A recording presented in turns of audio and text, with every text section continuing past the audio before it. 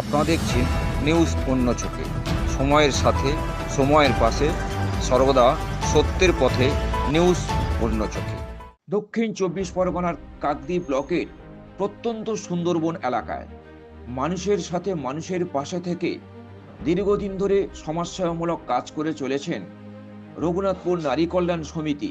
এদিন তা এমনটাই দেখা মিলল। দুপুর 1:10 কাকদ্বীপ ব্লকের বিভিন্ন এলাকা থেকে তখন অপেক্ষারত প্রায় কয়েকশো মানুষজন কাকদ্বীপ ব্লকের অতি জনপ্রিয় এক স্বেচ্ছাসেবী সংস্থা রঘুনাথপুর নারী কল্যাণ সমিতির পরিচালনায় ও ব্রেথওয়েট অ্যান্ড কোম্পানি লিমিটেডের আর্থিক সহযোগিতায় এদিন উন্নত মানের যন্ত্রপাতি দ্বারা বিনামূল্যে চক্ষু পরীক্ষা শিবিরের আয়োজন করা হয়। এদিন কয়েকশো মানুষের উপস্থিতিতে কাকদ্বীপে আলোর দিশা মোবাইল আই কেয়ার চক্ষু পরীক্ষা শিবিরের শুভ উদ্বোধন করলেন রঘুনাথপুর নারী কল্যাণ সমিতির সম্পাদিকা মেঘা পারভিন। এদিন দীর্ঘক্ষণ ধরে এই শিবিরটি চলতেই থাকে।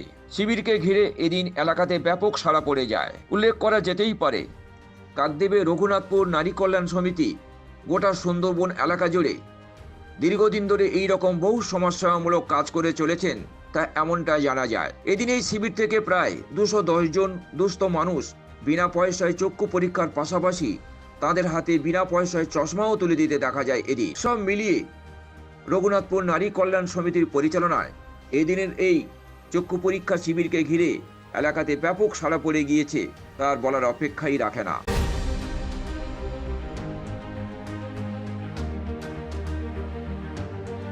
কাকদ্বীপ থেকে ক্যামেরায় দেবদূত রায়ের সঙ্গে ভোলানাথ হালদারের রিপোর্ট, নিউজ অন্য চোখে।